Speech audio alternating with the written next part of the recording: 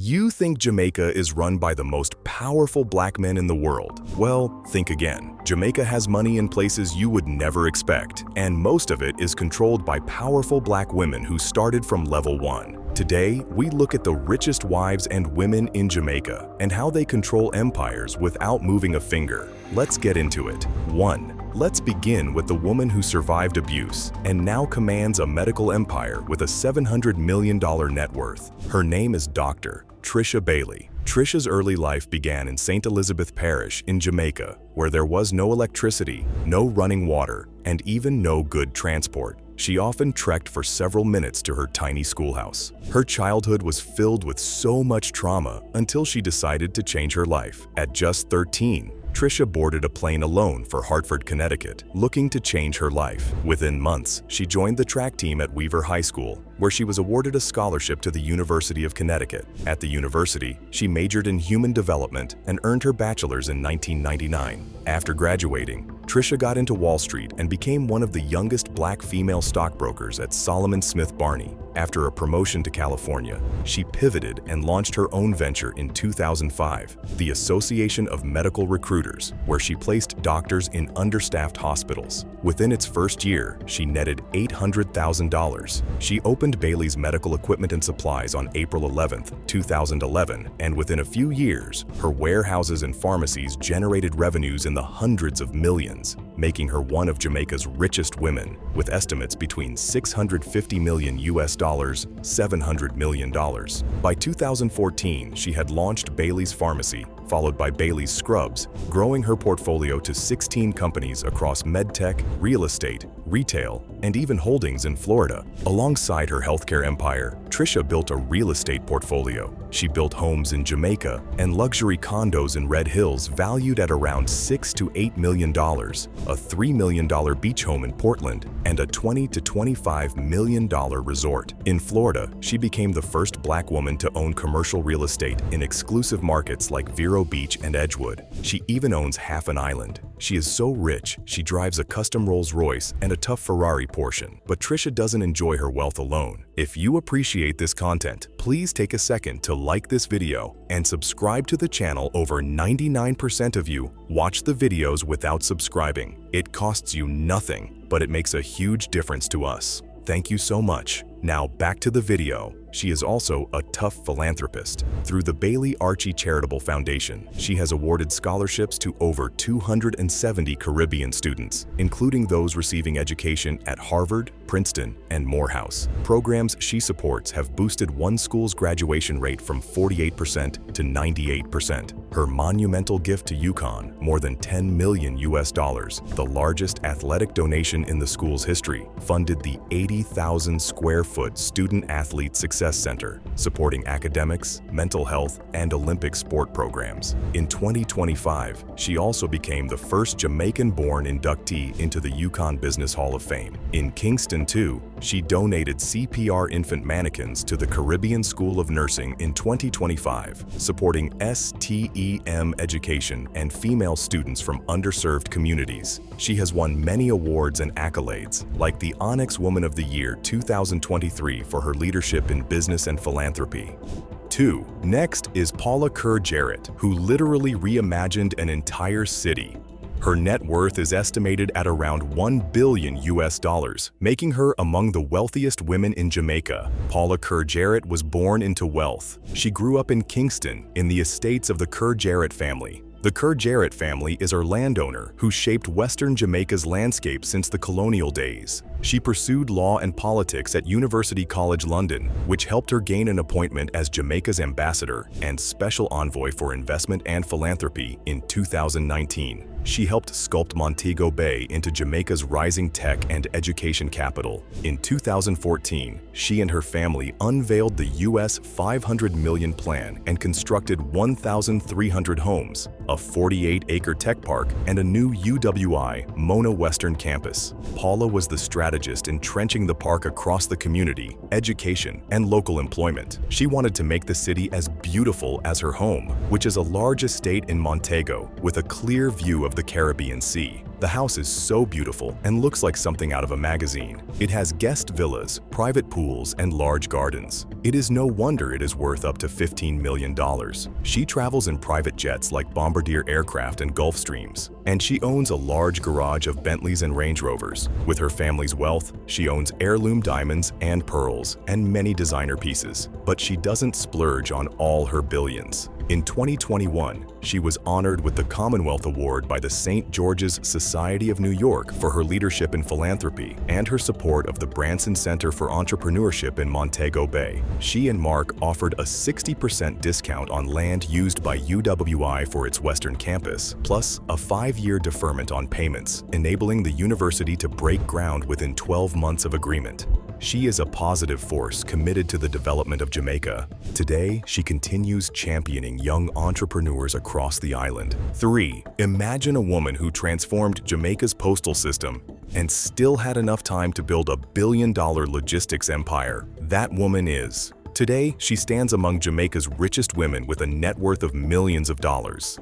Blossom was born to a headmaster and a school teacher, so she grew up disciplined and hardworking. She learned leadership early by being a teacher. After spending 16 years as a teacher, she transitioned to leadership roles in education and then stepped into public administration. She took charge of the National Development Foundation of Jamaica and led workforce skills training through the workforce development. Then she joined and transformed Jamaica's postal services into a more customer-friendly service. She changed an outdated system into a modern one. Blossom's wealth is built from equity in Aeromar, consulting incomes, land investments, and decades of financial discipline. In 2023, she was identified as having a net worth of approximately $1 billion, making her Jamaica's 4th wealthiest person. Blossom is also the author of Heart of a Song, Poems of My Transformation, a collection performed at Red Bones Cafe in Kingston. She received the PSOJ honor in 2019 and diplomatic recognition in 2024. She plans to expand Island Grill into the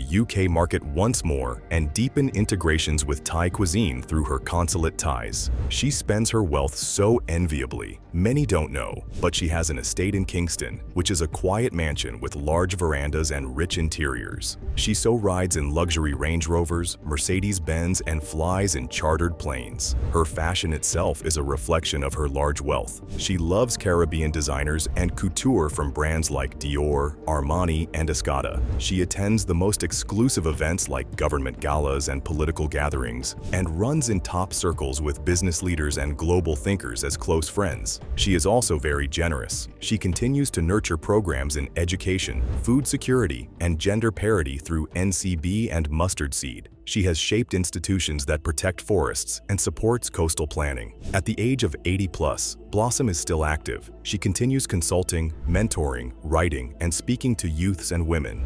Next is Dorothy Pine McLarty, a rich woman who grew up in generational wealth. She earned her law degree from the University of London before being admitted as a solicitor to the Supreme Court of the United Kingdom in 1995. That same year, she returned to Jamaica and joined the leading law firm Myers, Fletcher & Gordon. In 2006, when Jamaica established its new electoral office, Dorothy became one of the inaugural independent commissioners. She served steadily until October 2013, when she was appointed chair of the Electoral Commission of Jamaica. Parallel to her public service, Dorothy built a portfolio of real estate assets in the Kingston metro and suburban parishes after recognizing early that property is power, especially when placed under long-term lease. In June 2019, the University of the Commonwealth Caribbean conferred upon Dorothy an honorary doctorate in business administration, recognizing her decades of leadership in law, governance, and property. Business analysts estimate her net worth as being in the high 8-figure range, potentially just below the billions of dollars. She is among Jamaica's wealthiest women, and her properties prove it. She has a home in Kingston with a private art gallery and panoramic views of the Blue Mountains. This beautiful home alone is estimated at over $10 million. She also maintains properties in Miami, including a beachfront villa, which has its own private deck and pool. She drives a Bentley Flying Spur, a Mercedes G-Wagon, and a Range Rover. She also owns a yacht valued at over $5 million. Her fashion taste is impeccable. She wears Hermes scarves, uses BGA bags, and wears custom Carolina gowns and Chanel suits, and also uses heirloom diamonds, pearls, and bespoke pieces from Cartier and Tiffany. But Dorothy is also very humble and generous. Her wealth doesn't make her too proud to help people, so she funds educational programs, women's shelters, and healthcare initiatives. Which of these women do you want to be like? Tell us in the comments below. The next woman built a franchise from absolutely nothing. 5. She is called the Chicken Mistress, but don't let the name fool you. Thalia Lynn built a fast food empire that started a culinary revolution in Jamaica. She went from being a teacher in a Kingston classroom to founding the iconic Island Grill chain. Today, with nearly 20 locations across Jamaica and Barbados and a reputation that extends far beyond Jamaica, Lynn is one of Jamaica's wealthiest and most influential women. Lynn was born into a family of bakers and small business operators, so she was used to entrepreneurship early in life. Lynn soon left Jamaica for Canada and later the US to work as a marketer. By the early 1970s, the entrepreneurial fire called her back to Jamaica. She launched her first venture, Dairy Castle, followed by Chicken Supreme in 1991, which was prepared with foods produced in Jamaica instead of imported fast food. In 1998, she rebranded to Island Grill and infused each dish with authentic Jamaican jerk spices. With time, Island Grill became a popular food brand, and the chain expanded to approximately 19 sites, 18 in Jamaica and 1 in Barbados's Grantley Adams International Airport. Her revenues soon flew into the billions. In 2019, Lynn became only the second woman ever inducted into the private sector organization of Jamaica Hall of Fame. Beyond business, Lynn serves on several high-profile boards. She chairs the NCB Foundation, holds a directorship with NCB Financial Group, and contributes to Port Royal Paddies in the UK. She was also named Honorary Consul General of Jamaica to the Kingdom of Thailand in 2003. She is so rich that she lives in one of Kingston's exclusive neighbors, with large mahogany staircases, a gourmet kitchen, and a lush garden. She drives a swift Mercedes-Benz S-Class and regularly boards yachts and helicopters. But Lynn's wealth didn't reduce her softer side. Through the NCB Foundation, she launched the heartfelt Supa Pot of Love feeding initiative, where she served thousands of poor Jamaicans. And in December 2023, she donated 500,000 Jamaican dollars to St. Monica's Home for abandoned elderly. Her philanthropic work touches gender equality, education, disability care, and HIV-positive youth. She has signed on to the UN Women Win-Win program and remains active in the PSOJ's Gender and Disabilities Affairs committees.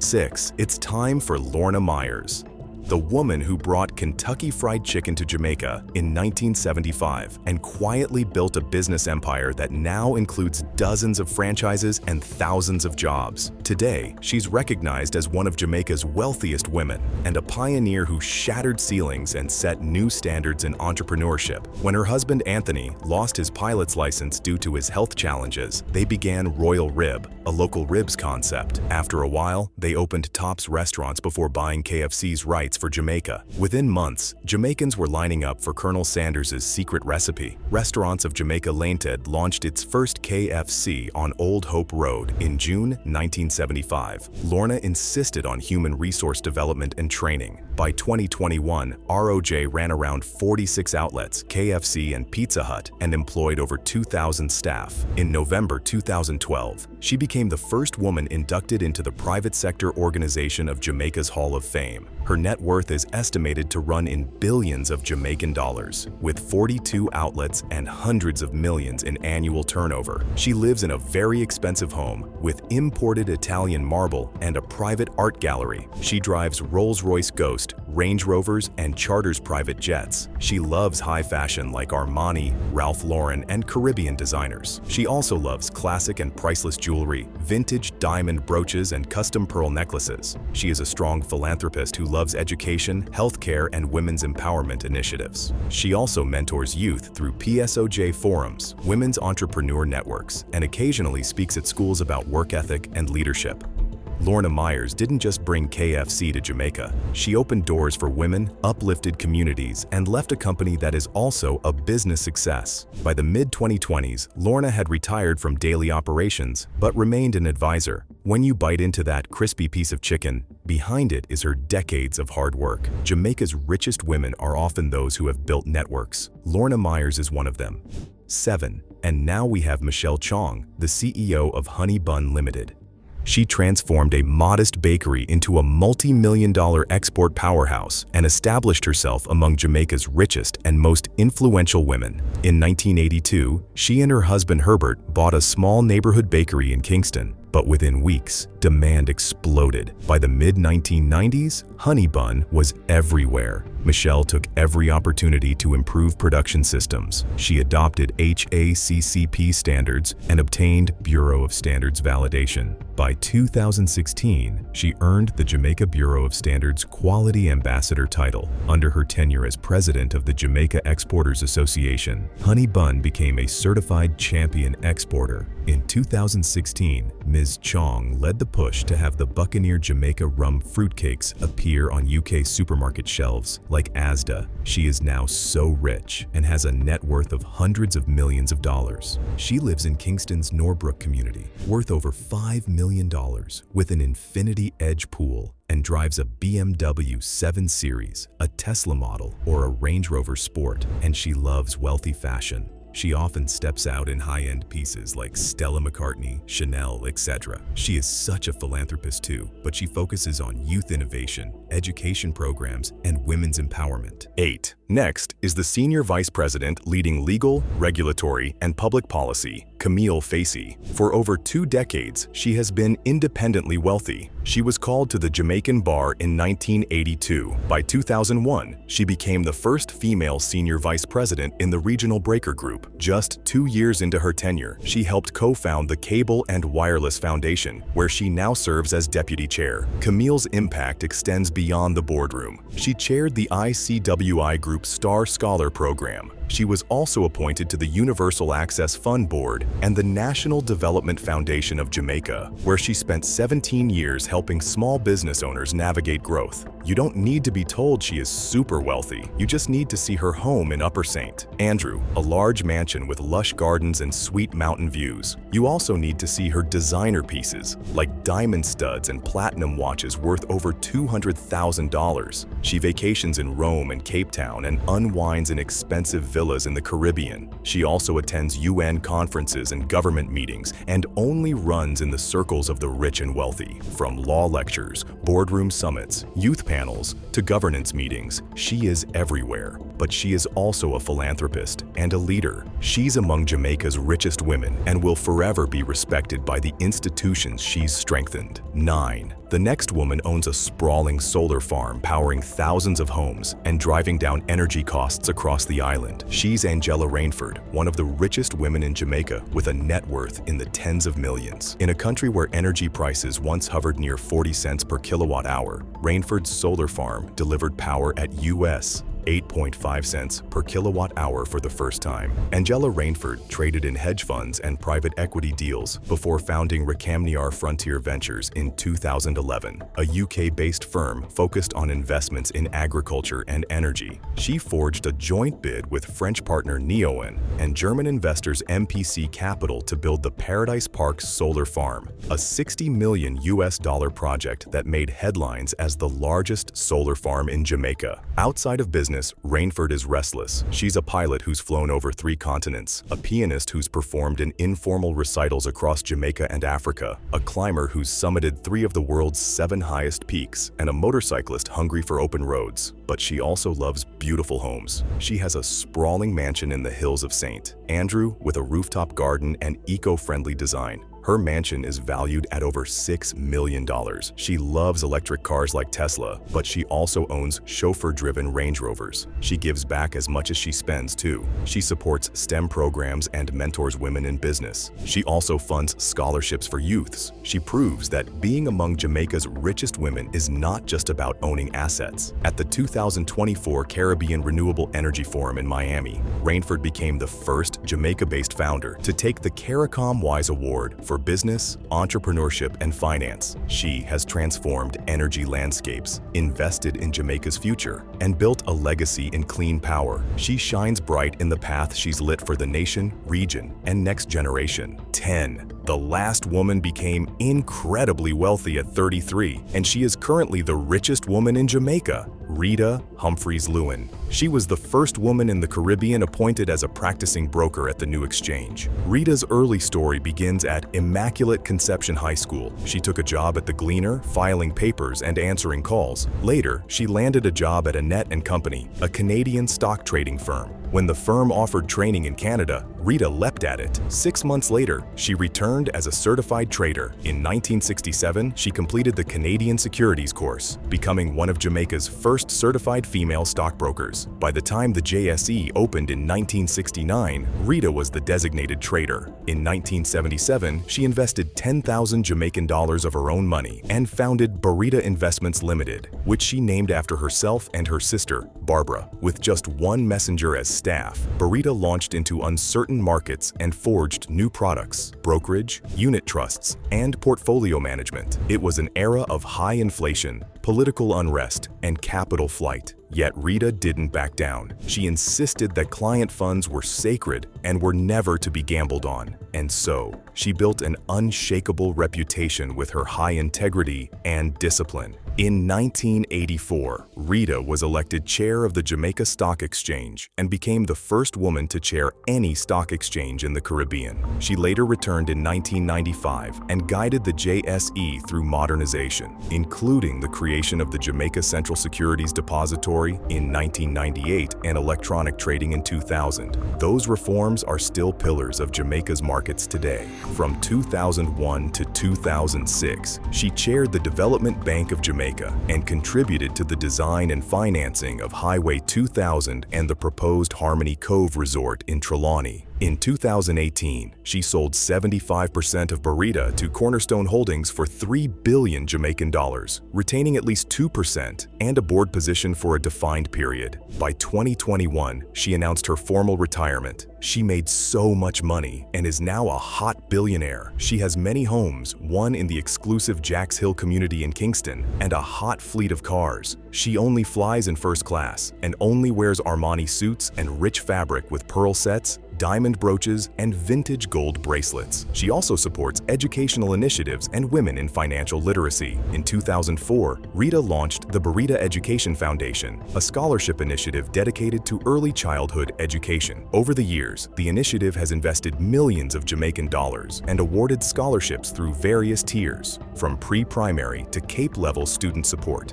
She is quietly Jamaica's wealthiest woman, not just by money, but by her reforms and by decades spent shaping how money works in her country. And so there you have it, the richest women in Jamaica. But now that you know this, how about you check out our video on the most powerful Black women in the world? You don't want to miss it.